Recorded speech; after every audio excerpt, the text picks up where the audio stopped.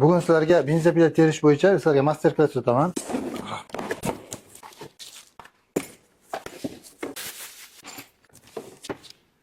Birinchi maydon narsalarni to'kib olamiz.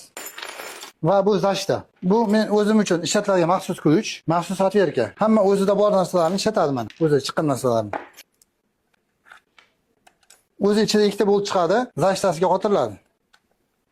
Keyin sterilani olamiz. Sepni chiqaramiz. Sepni o'ng chap e'tibor bering. Kesadigan taraf har doim pastga qarab aylanadi. Keyin buni joyiga tushishiga ham e'tibor bering. Aylantirib ko'ring sepni. Keyin bu mana sepni tortadigan. Buni orqaga qaytarib olamiz. Joyiga tushishi kerak. Bu oxirigacha tushishi kerak.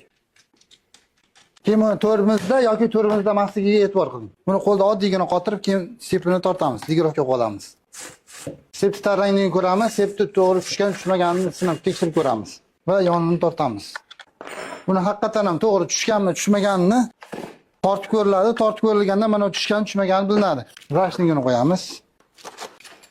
Benzopilamiz tayyor. Mana shu benzopilamizda 600 ming so'mga O'zbekiston bo'ylab tuman markazlarigacha yetkazib beramiz.